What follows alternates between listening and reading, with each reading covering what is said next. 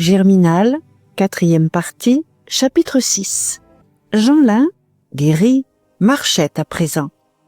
Mais ses jambes étaient si mal recollées qu'il boitait de la droite et de la gauche, et il fallait le voir filer d'un train de canard, courant aussi fort qu'autrefois, avec son adresse de bête malfaisante et voleuse.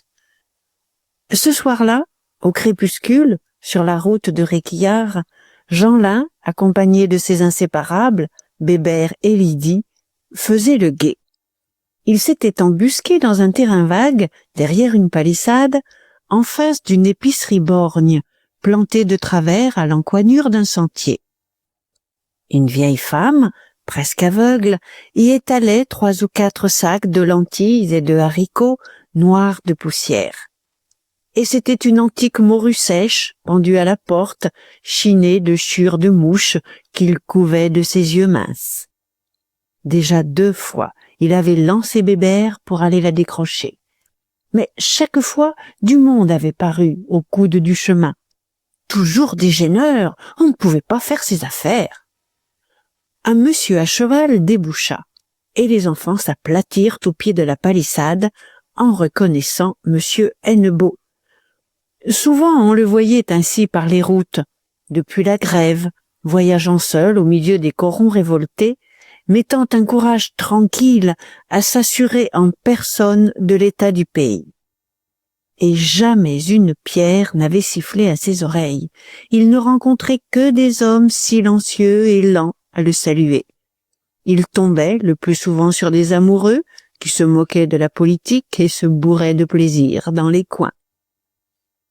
Au trot de sa jument, la tête droite pour ne déranger personne, il passait, tandis que son cœur se gonflait d'un besoin inassouvi à travers cette goinfrerie des amours libres.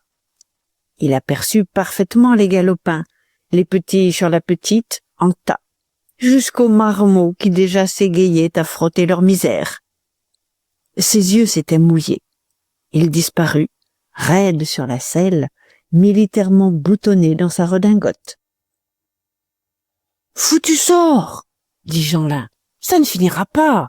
Vas-y, Bébert, tire sur la queue. » Mais 2 hommes de nouveau arrivaient, et l'enfant étouffa un juron quand il entendit la voix de son frère Zacharie en train de raconter à Mouquet comment il avait découvert une pièce de 40 sous cousue dans une jupe de sa femme. Tous 2 ricanaient d'aise en se tapant sur les épaules.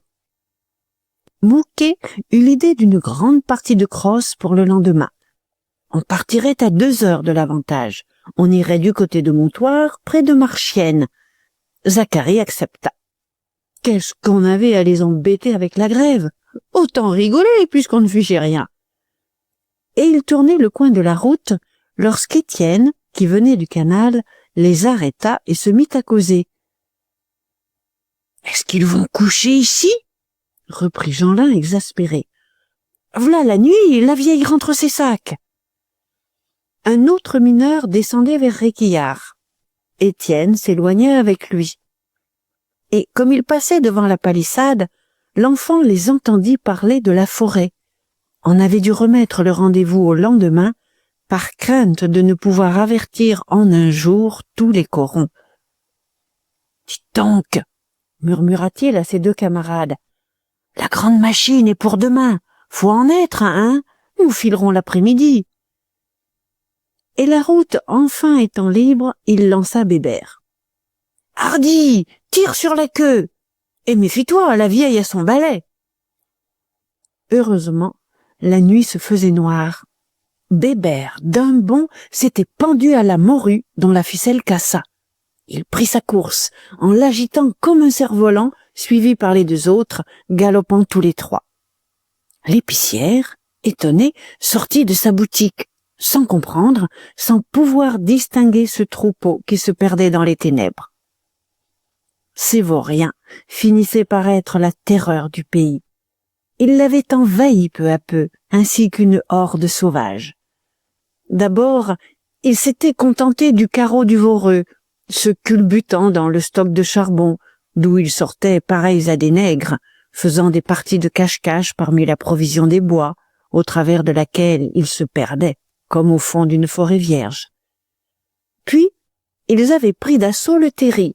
Ils en descendaient sur leur derrière, les parties nues, bouillantes encore des incendies intérieurs. Ils se glissaient parmi les ronces des parties anciennes, cachés la journée entière, occupés à des petits jeux tranquilles de souris polissonnes.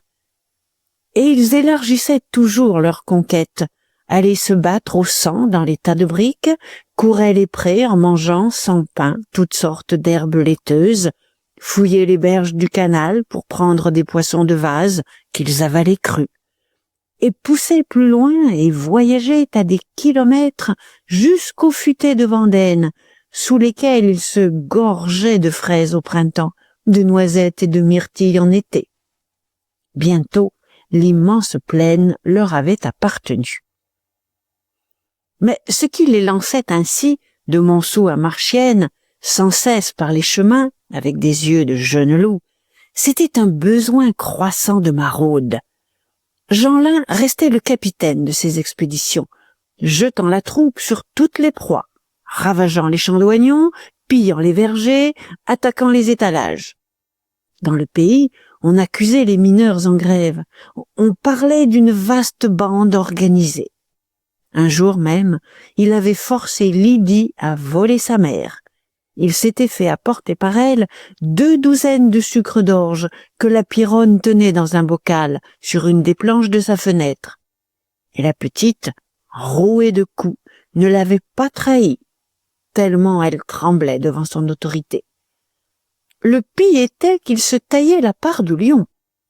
Bébert également devait lui remettre le butin. Heureux si le capitaine ne le giflait pas pour garder tout. Depuis quelque temps, Jeanlin abusait. Il battait Lydie comme on bat une femme légitime, et il profitait de la crédulité de Bébert pour l'engager dans des aventures désagréables. Très amusé de faire tourner en bourrique ce gros garçon, plus fort que lui, qui l'aurait assommé d'un coup de poing. Il les méprisait tous les deux, les traitait en esclaves, leur racontait qu'il avait pour maîtresse une princesse, devant laquelle ils étaient indignes de se montrer. Et en effet, il y avait 8 jours qu'il disparaissait brusquement, au bout d'une rue, au tournant d'un sentier, n'importe où il se trouvait, après leur avoir ordonné, l'air terrible, de rentrer au coron. D'abord, il empochait le butin. Ce fut d'ailleurs ce qui arriva ce soir-là. « Donne !» dit-il en arrachant la morue des mains de son camarade lorsqu'ils s'arrêtèrent tous trois à un coude de la route près de Réquillart. Bébert protesta. « J'en veux, tu sais, c'est moi qui l'ai prise. »« Hein? Quoi ?» cria-t-il. « T'en auras si je t'en donne, et pas ce soir, bien sûr. Demain, s'il en reste. » Il bourra Lydie, il les planta l'un et l'autre sur la même ligne, comme des soldats au port d'armes. Puis, passant derrière eux, « Maintenant, vous allez rester là 5 minutes, sans vous retourner. De Dieu, si vous vous retournez, il y aura des bêtes qui vous mangeront, et vous rentrerez ensuite tout droit.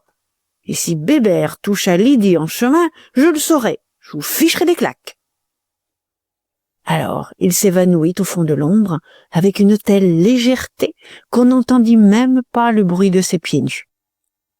Les 2 enfants demeurèrent immobiles durant les 5 minutes, sans regarder en arrière, par crainte de recevoir une gifle de l'invisible. Lentement, une grande affection était née entre eux dans leur commune terreur. Lui, toujours, songeait à la prendre, à la serrer très fort entre ses bras, comme il voyait faire aux autres. Et elle aussi aurait bien voulu, car ça l'aurait changé d'être ainsi caressée gentiment. Mais ni lui ni elle ne se seraient permis de désobéir. Quand ils s'en allèrent, bien que la nuit fût très noire, ils ne s'embrassèrent même pas. Ils marchèrent côte à côte, attendris et désespérés, certains que, s'ils se touchaient, le capitaine, par derrière, leur allongerait des claques. Étienne, à la même heure, était entré à Réquillart. La veille, Mouquette l'avait supplié de revenir, et il revenait, honteux, pris d'un goût qu'il refusait de s'avouer pour cette fille qu'il adorait comme un Jésus. C'était d'ailleurs dans l'intention de rompre. Il la verrait, il lui expliquerait qu'elle ne devait plus le poursuivre à cause des camarades. On n'était guère à la joie, ça manquait d'honnêteté de se payer ainsi des douceurs quand le monde crevait de faim. Et ne l'ayant pas trouvée chez elle, il s'était décidé à l'attendre. Il guettait les ombres au passage. Sous le beffroi en ruine, l'ancien puits s'ouvrait, à demi obstrué. Une poutre, toute droite, où tenait un morceau de toiture, avait un profil de potence au-dessus du trou noir. Et dans le muraillement éclaté des margelles, 2 arbres poussaient, un sorbier et un platane, qui semblaient grandir du fond de la terre. C'était un coin de sauvage abandon, l'entrée herbue et chevelue d'un gouffre, embarrassé de vieux bois, planté de prunelliers et d'aubépines, que les fauvettes peuplaient de leurs nids au printemps. Voulant éviter de gros frais d'entretien, la compagnie, depuis 10 ans, se proposait de combler cette fosse morte. Mais elle attendait d'avoir installé au Voreux un ventilateur, car le foyer d'aérage des 2 puits, qui communiquaient, se trouvait placé au pied de Réquillart, dont l'ancien goyot d'épuisement servait de cheminée. On s'était contenté de consolider le cuvelage du niveau par des étais placés en travers, barrant l'extraction, et on avait délaissé les galeries supérieures pour ne surveiller que la galerie du fond, dans laquelle flambait le fourneau d'enfer, l'énorme brasier de houille, au tirage si puissant que l'appel d'air faisait souffler le vent en tempête d'un bout à l'autre de la fosse voisine. Par prudence, afin qu'on pût monter et descendre encore, l'ordre était donné d'entretenir le goyot des échelles. Seulement, personne ne s'en occupait. Les échelles se pourrissaient d'humidité, des paliers s'étaient effondrés déjà. En haut, une grande ronce bouchait l'entrée du goyot, et comme la première échelle avait perdu des échelons, il fallait, pour l'atteindre, se pendre à une racine du sorbier, puis se laisser tomber au petit bonheur, dans le noir. Étienne patientait, caché derrière un buisson, lorsqu'il entendit, parmi les branches, un long frôlement. Il crut à la fuite effrayée d'une couleuvre, mais la brusque lueur d'une allumette l'étonna, et il demeura stupéfait en reconnaissant Jeanlin qui allumait une chandelle et qui s'abîmait dans la terre. Une curiosité si vive le saisit qu'il s'approcha du trou. L'enfant avait disparu. Une lueur faible venait du 2e palier. Il hésita un instant, puis se laissa rouler en se tenant aux racines, pensant faire le saut des 524 mètres que mesurait la fosse. Finit pourtant par sentir un échelon. Et il descendit doucement. Jeanlin n'avait rien dû entendre. Étienne voyait toujours, sous lui, la lumière s'enfoncer, tandis que l'ombre du petit, colossale et inquiétante, dansait avec le déhanchement de ses jambes infirmes. Il gambillait d'une adresse de singe à se rattraper des mains, des pieds et du menton quand des échelons manquaient. Les échelles de 7 mètres se succédaient, les unes solides encore, les autres branlantes, craquantes, près de se rompre. Les paliers étroits défilaient, verdis, pourris tellement qu'on marchait comme dans la mousse. Et à mesure qu'on descendait, la chaleur était suffocante, une chaleur de four qui venait du goyot de tirage, heureusement peu actif depuis la grève, car en temps de travail, lorsque le foyer mangeait ses 5000 kilogrammes de houille par jour, on aurait pu se risquer là sans se rôtir le poil. « Quel nom de Dieu de crapaud !» jurait Étienne essoufflé.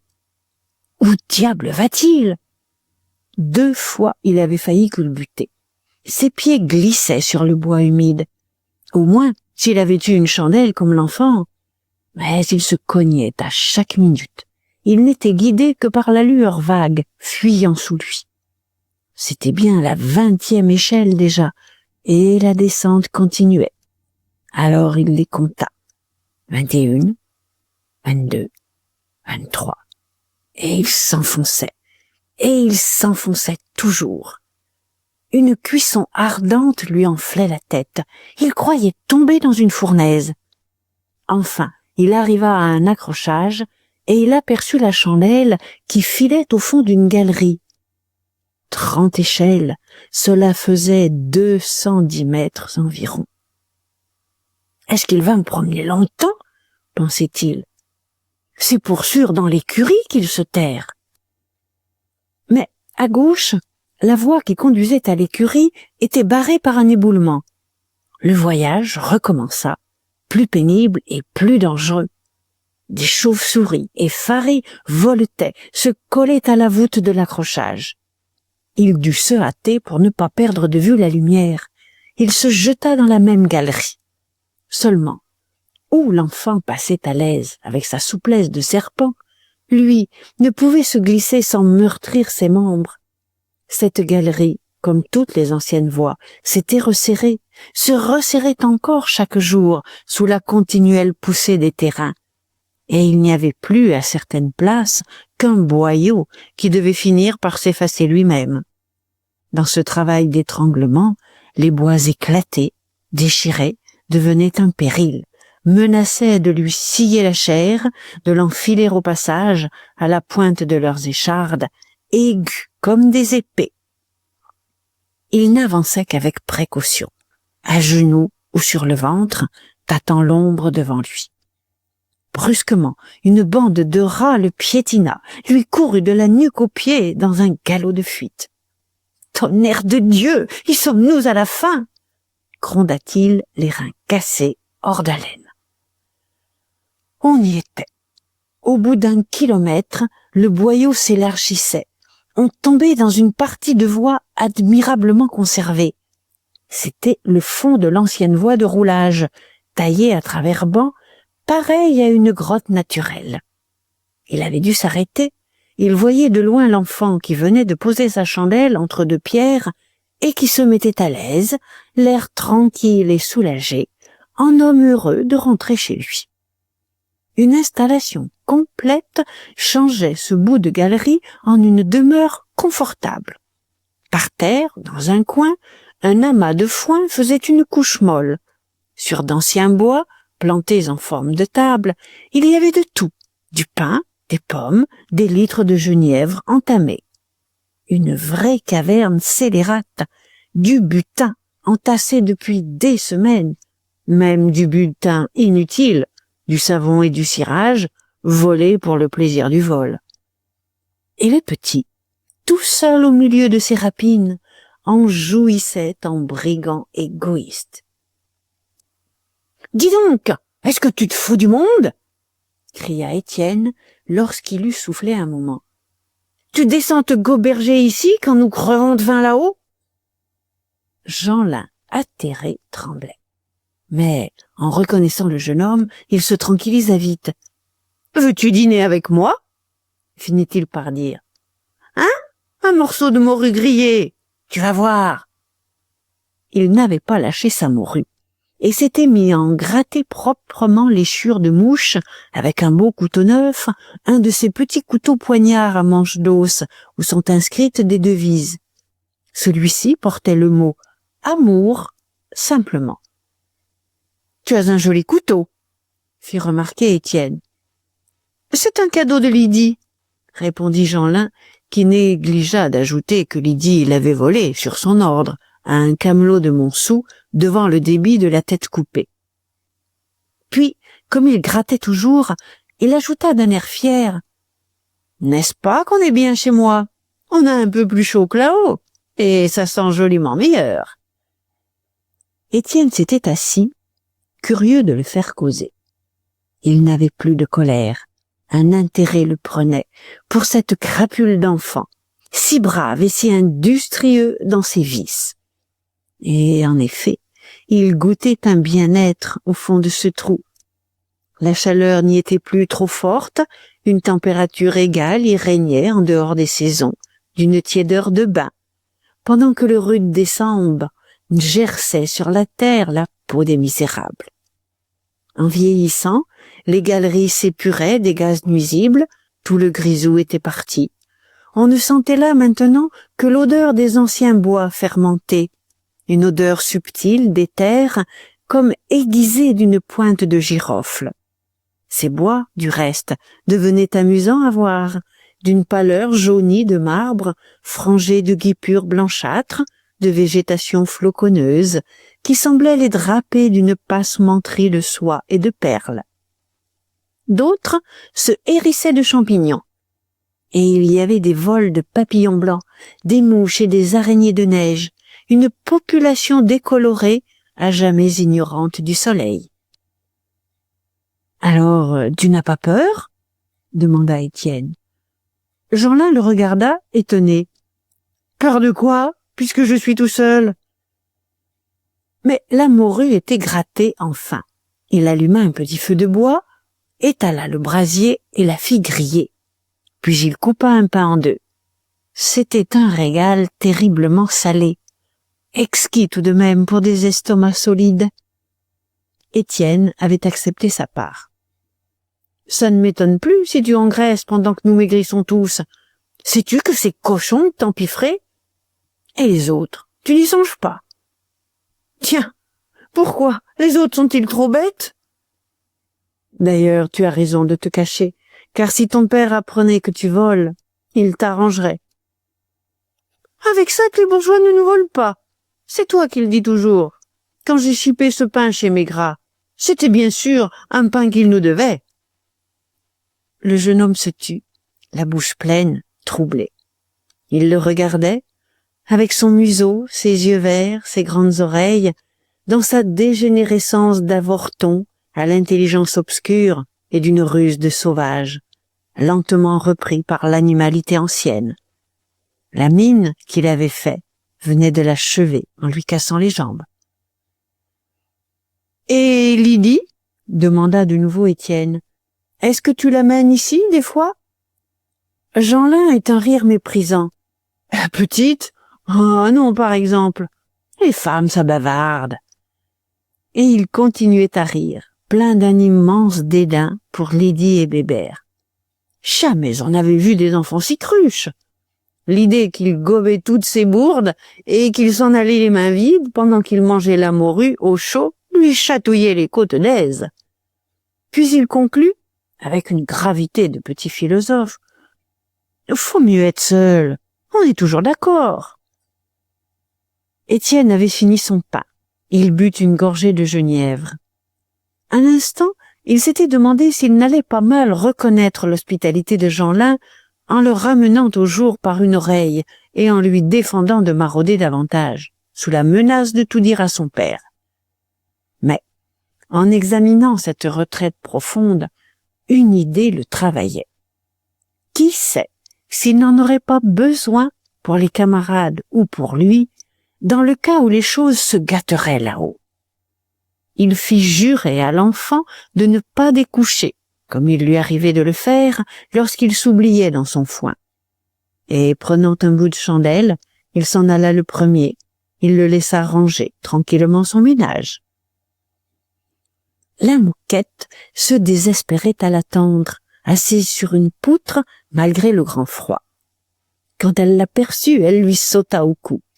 Et ce fut comme s'il lui enfonçait un couteau dans le cœur lorsqu'il lui dit sa volonté de ne plus la voir. Mon Dieu, pourquoi? Est-ce qu'elle ne l'aimait point assez? Craignant de succomber lui-même à l'envie d'entrer chez elle, il l'entraînait vers la route. Il lui expliquait, le plus doucement possible, qu'elle le compromettait aux yeux des camarades, qu'elle compromettait la cause de la politique. Elle s'étonna. Qu'est-ce que ça pouvait faire à la politique? Enfin, la pensée lui vint qu'il rougissait de la connaître. D'ailleurs, elle n'en était pas blessée, c'était tout naturel. Et elle lui offrit de recevoir une gifle devant le monde pour avoir l'air de rompre. Mais il la reverrait, rien qu'une petite fois de temps à autre. Éperdument, elle le suppliait, elle jurait de se cacher. Elle ne le garderait pas 5 minutes. Lui, très ému, refusait toujours. Il le fallait. Alors, en la quittant, il voulut au moins l'embrasser. Pas à pas, ils étaient arrivés aux premières maisons de Montsou, et ils se tenaient à plein bras, sous la lune large et ronde, lorsqu'une femme passa près d'eux, avec un brusque sursaut, comme si elle avait buté contre une pierre. « Qui est-ce » demanda Étienne inquiet. « C'est Catherine » répondit la Mouquette. « Elle revient de Jean Bart. » La femme, maintenant, s'en allait, la tête basse, les jambes faibles, l'air très las. Et le jeune homme la regardait, désespéré d'avoir été vu par elle, le cœur crevé d'un remords sans cause. Est-ce qu'elle n'était pas avec un homme? Est-ce qu'elle ne l'avait pas fait souffrir de la même souffrance, là, sur ce chemin de Réquillart, lorsqu'elle s'était donnée à cet homme? Mais cela, malgré tout, le désolait de lui avoir rendu l'appareil. « Veux-tu que je te dise ?» murmura la Mouquette en larmes, quand elle partit. « Et si tu ne veux pas de moi, c'est que tu en veux une autre. » Le lendemain, le temps fut superbe, un ciel clair de gelée, une de ces belles journées d'hiver où la terre dure sonne comme un cristal sous les pieds. Dès 1h, Jeanlin avait filé. Mais il dut attendre Bébert derrière l'église, et ils faillirent partir sans Lydie, que sa mère avait encore enfermée dans la cave. On venait de l'en faire sortir et de lui mettre au bras un panier en lui signifiant que, si elle ne le rapportait pas plein de pissenlits, on la renfermerait avec les rats pour la nuit entière. Aussi, prise de peur, voulait-elle tout de suite aller à la salade. Jeanlin l'en détourna. On verrait plus tard. Depuis longtemps, Pologne, la grosse lapine de Rasseneur, le tracassait. Il passait devant l'avantage lorsque, justement, la lapine sortit sur la route. Il la saisit d'un bond par les oreilles, la fourra dans le panier de la petite, et tous les trois galopèrent. On allait joliment s'amuser à la faire courir comme un chien jusqu'à la forêt. Mais ils s'arrêtèrent pour regarder Zacharie et Mouquet, qui, après avoir bu une chope avec 2 autres camarades, entamaient leur grande partie de crosse. L'enjeu était une casquette neuve et un foulard rouge déposés chez Rasseneur. Les 4 joueurs, 2 par 2, mirent au marchandage le premier tour, du Voreux à la ferme Payot, près de 3 kilomètres. Et ce fut Zacharie qui l'emporta. Il pariait en 7 coups, tandis que Mouquet en demandait 8. On avait posé la cholette, le petit œuf de buis, sur le pavé, une pointe en l'air. Tous tenaient leur crosse, le maillet au fer oblique, aux longs manches garnis de ficelles fortement serrées. 2 heures sonnaient comme ils partaient. Zacharie, magistralement, pour son premier coup composé d'une série de 3, lança la cholette à plus de 400 mètres au travers des champs de betteraves. Car il était défendu de choler dans les villages et sur les routes où l'on avait tué du monde. Mouquet, solide lui aussi, déchola d'un bras si rude que son coup unique ramena la bille de 150 mètres en arrière. Et la partie continua, un camp cholant, l'autre camp décholant, toujours au pas de course, les pieds meurtris par les arêtes gelées des terres de labour. D'abord, Jeanlin, Bébert et Lydie avaient galopé derrière les joueurs, enthousiasmés des grands coups. Puis, l'idée de Pologne qu'ils secouaient dans le panier leur était revenue. Et, lâchant le jeu en pleine campagne, ils avaient sorti la lapine, curieux de voir si elle courait fort. Elle décampa. Ils se jetèrent derrière elle. Ce fut une chasse d'1 heure, à toutes jambes, avec des crochets continuels, des hurlements pour l'effrayer, des grands bras ouverts et refermés sur le vide. Si elle n'avait pas eu un commencement de grossesse, jamais il ne l'aurait rattrapée. Comme il soufflait, des jurons leur firent tourner la tête. Ils venaient de retomber dans la partie de crosse. C'était Zacharie qui avait failli fendre le crâne de son frère. Les joueurs en étaient au 4e tour. De la ferme Payot, ils avaient filé aux 4 chemins, puis des 4 chemins à Montoire. Et maintenant, ils allaient en 6 coups de Montoire auprès des vaches. Cela faisait 2 lieues et demie en 1 heure. Encore avait-il bu des chopes à l'estaminet Vincent et au débit des 3 sages. Mouquet, cette fois, tenait la main. Il lui restait 2 coups à Cholet. Sa victoire était sûre. Lorsque Zacharie, qui usait de son droit en ricanant, déchola avec tant d'adresse que la cholette roula dans un fossé profond. Le partenaire de Mouquet ne put l'en sortir. Ce fut un désastre. Tous 4 criaient. La partie s'en passionna, car on était manche à manche. Il fallait recommencer. Du pré des Vaches, il n'y avait pas 2 kilomètres à la pointe des Herbes Rousses. En 5 coups. Là-bas, il se rafraîchirait chez le renard. Mais Jeanlin avait une idée. Il les laissa partir, il sortit une ficelle de sa poche, qu'il lia à une patte de Pologne, la patte gauche de derrière. Et cela fut très amusant. La lapine courait devant les 3 galopins, tirant la cuisse, se déhanchant d'une si lamentable façon que jamais ils n'avaient tant ri. Ensuite, ils l'attachèrent par le cou pour qu'elle galopât. Et comme elle se fatiguait, ils la traînaient sur le ventre, sur le dos. Une vraie petite voiture. Ça durait depuis plus d'1 heure. Elle râlait lorsqu'ils la rendirent vivement dans le panier, en entendant près du bois à Cruchot les choleurs dont il coupait le jeu une fois encore. À présent, Zacharie, Mouquet et les 2 autres avalaient les kilomètres, sans autre repos que le temps de vider des chopes dans tous les cabarets qu'ils se donnaient pour but. Des Herbes Rousses, ils avaient filé à Buchy, puis à la Croix-de-Pierre, puis à Chamblay. La terre sonnait sous la débandade de leurs pieds, galopant sans relâche à la suite de la cholette qui rebondissait sur la glace. C'était un bon temps, on n'enfonçait pas, on ne courait que le risque de se casser les jambes.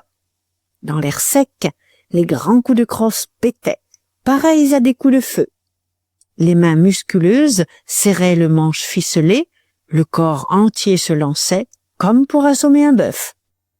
Et cela pendant des heures, d'un bout à l'autre de la plaine, par-dessus les fossés, les haies, les talus des routes, les murs bas des enclos. Il fallait avoir de bons soufflets dans la poitrine et des charnières en fer dans les genoux. Les haveurs s'y dérouillaient de la mine avec passion. Il y avait des enragés de 25 ans qui faisaient 10 lieues. À 40, on ne cholait plus. On était trop lourd. 5 heures sonnèrent. Le crépuscule venait déjà. Encore un tour jusqu'à la forêt de Vandame pour décider qui gagnait la casquette et le foulard. Et Zacharie plaisantait avec son indifférence gouailleuse de la politique. Ce serait drôle de tomber là-bas au milieu des camarades. Quant à Jeanlin, depuis le départ du coron, il visait la forêt avec son air de battre les champs. D'un geste indigné, il menaça Lydie, qui, travaillée de remords et de crainte, parlait de retourner au Voreux cueillir ses pissenlits. Est-ce qu'ils allaient lâcher la réunion? Lui voulait entendre ce que les vieux diraient.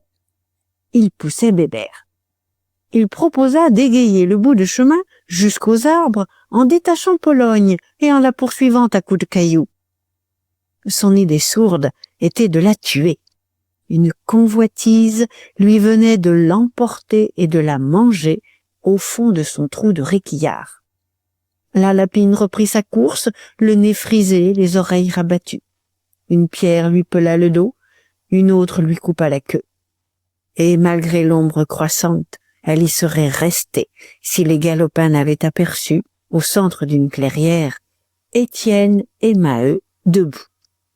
Éperdument, ils se jetèrent sur la bête, la rentrèrent encore dans le panier. Presque à la même minute, Zacharie, Mouquet et les 2 autres, donnant le dernier coup de crosse, lançaient la cholette qui roula à quelques mètres de la clairière. Ils tombaient tous en plein rendez-vous. Dans le pays entier, par les routes, par les sentiers de la plaine rase, c'était, depuis le crépuscule, un long acheminement, un ruissellement d'ombres silencieuses, filant isolées, s'en allant par groupes, vers les futaies violâtres de la forêt. chaque coron se vidait. Les femmes et les enfants eux-mêmes partaient comme pour une promenade sous le grand ciel clair. Maintenant, les chemins devenaient obscurs. On ne distinguait plus cette foule en marche qui se glissait au même but. On la sentait seulement, piétinante, confuse, emportée d'une seule âme. Entre les haies, parmi les buissons, il n'y avait qu'un frôlement léger, une vague rumeur des voix de la nuit. Monsieur Hennebeau, qui justement rentrait à cette heure, monté sur sa jument, prêtait l'oreille à ces bruits perdus. Il avait rencontré des couples, tout un lent défilé de promeneurs par cette belle soirée d'hiver. Encore des galants qui allaient, la bouche sur la bouche, prendre du plaisir derrière les murs. N'étaient-ce pas là ces rencontres habituelles, des filles culbutées au fond de chaque fossé, des gueux se bourrant de la seule joie qui ne coûtait rien? Et ces imbéciles se plaignaient de la vie, lorsqu'ils avaient à pleine ventrée cet unique bonheur de s'aimer. Volontiers, il aurait crevé de faim comme eux, s'il avait pu recommencer l'existence avec une femme qui se serait donnée à lui sur des cailloux, de tous ses reins et de tout son cœur. Son malheur était sans consolation. Il enviait ces misérables. La tête basse, il rentrait, au pas ralenti de son cheval, désespéré par ces longs bruits, perdus au fond de la campagne noire, et où il n'entendait que des baisers.